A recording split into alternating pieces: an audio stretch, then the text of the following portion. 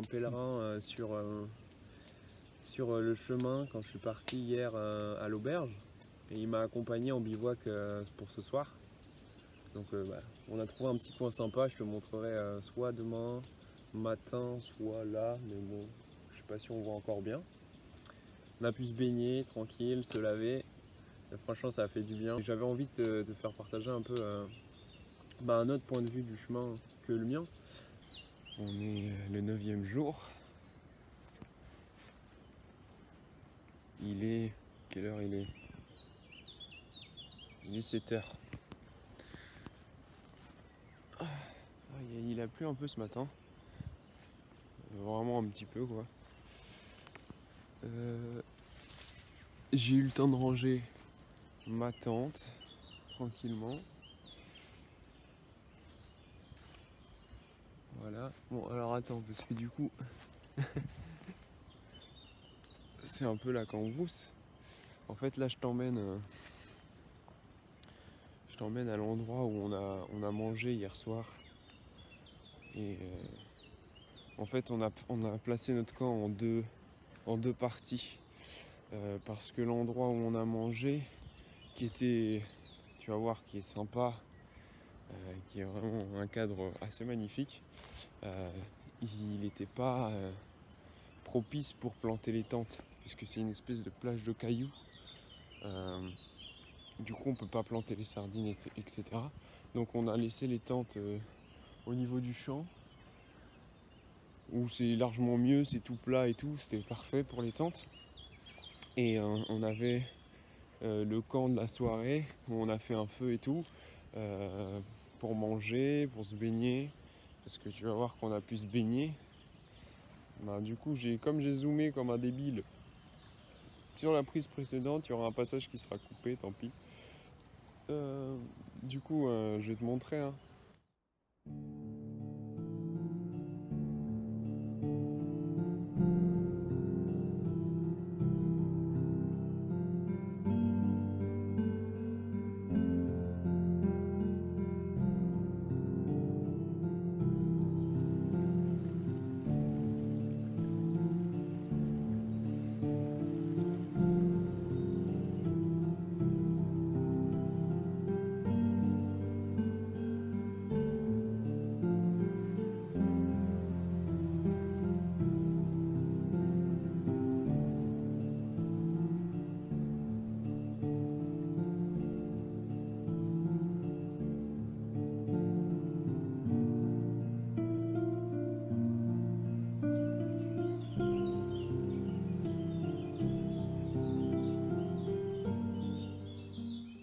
Bon, on est le matin du jour 10, tu vois, petit soleil, petite rivière, on est posé. Aujourd'hui, il y a une putain d'étape qui nous attend. On est censé faire avec Seb là. C'est bizarre de dire son prénom. On est censé faire un truc genre 33 km dans la journée. En sachant qu'hier on a enquillé déjà pas mal. Ce qui nous a fait bien souffrir d'ailleurs. Je te cache pas que j'ai quasiment pas fait de vidéo parce que en fait s'arrêter c'est assez. Ça casse le rythme et c'est dur de reprendre parce que en fait avec la fatigue, bon forcément on a mal aux pieds et tout. Et quand tu t'arrêtes et que tu t'assois, etc., tu te reposes un peu, mais bon après la reprise est difficile, tu vois ce que je veux dire.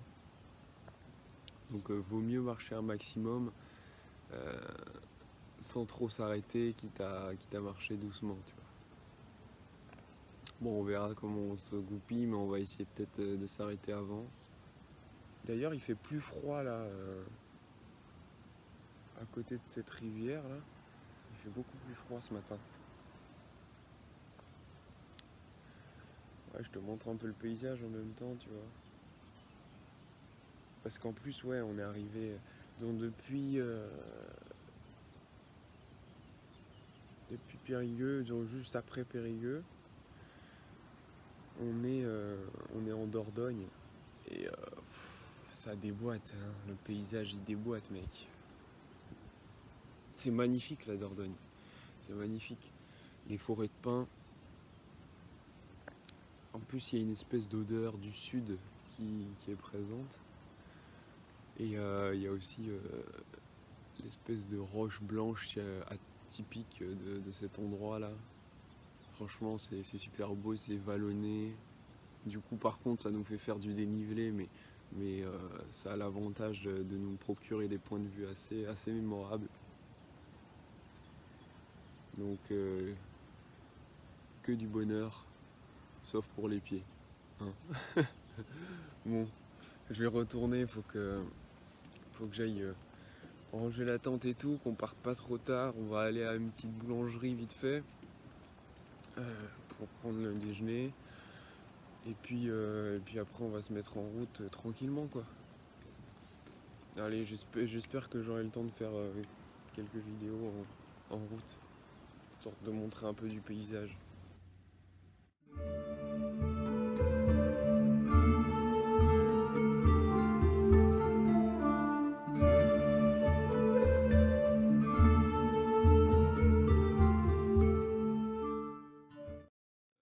On est parti aujourd'hui de Sourzac, donc un peu à côté de Mussidan, puisque c'est là-bas qu'on a campé. Ouais, c'était ça va. Franchement, le bivouac était pas trop mal. De toute façon, je t'ai pris deux trois photos du lac, je crois, ce matin. Et donc, on est arrivé aujourd'hui là à 18h. Ouais, 18h plus ou moins.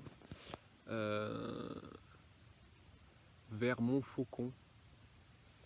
Normalement, on devait aller jusqu'à un peu plus loin, quoi, 6 km plus loin, mais bon, j'avoue que je suis mort, donc vu qu'il y a un petit lac et tout, il y a moyen de laver les affaires et tout. Toujours le point d'eau, très, très important ce point d'eau.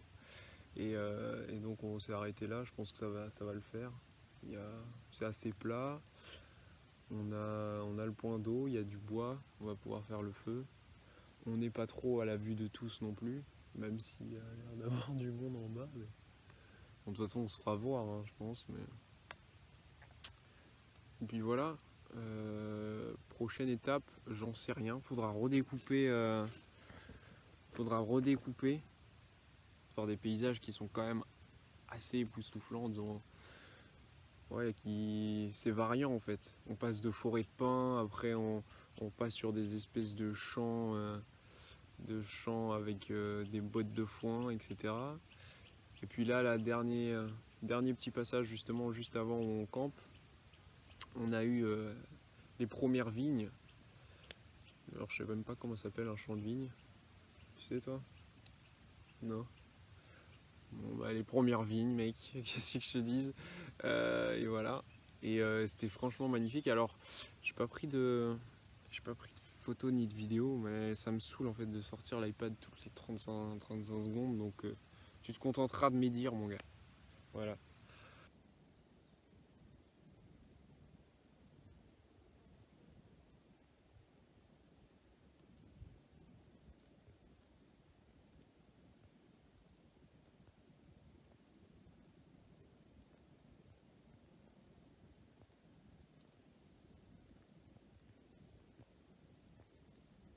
Il est 9h30, on est le 11e jour, et là mon pote, une putain de vue. De toute façon tu le verras, mais genre avec ma tête c'est encore mieux. C'est un truc de ouf.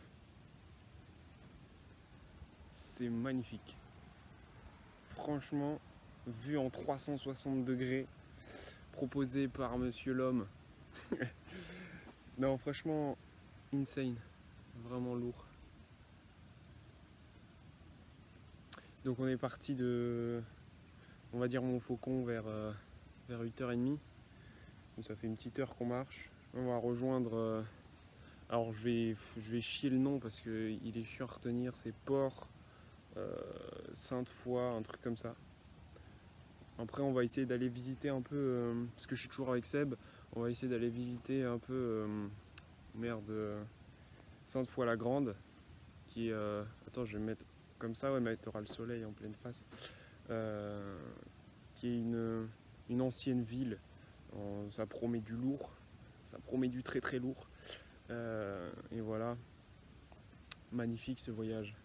C'est pour ça que je voulais... C'est pour ce putain de paysage que je voulais entreprendre ce voyage notamment. Putain, c'est grave lourd. En plus le ciel, je sais pas si tu vois, une espèce de nuage un peu venteux là. On dirait un courant de nuages. Bon, enfin bref, je te laisse, je pense que je ferai une vidéo sur Sainte-Foy. Et puis voilà.